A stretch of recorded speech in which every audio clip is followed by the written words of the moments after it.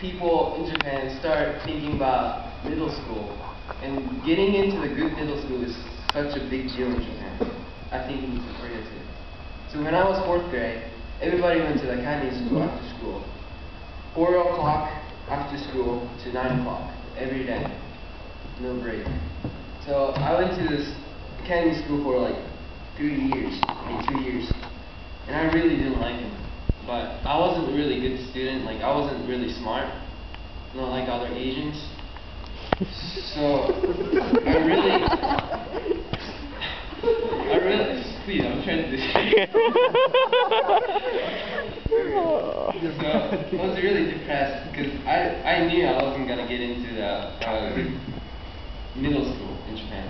But my grandma had a little connection to the president of one of the Ivy League middle school in Japan. So I was thinking I could ask my parents to give more money to the president so I can get into the good school.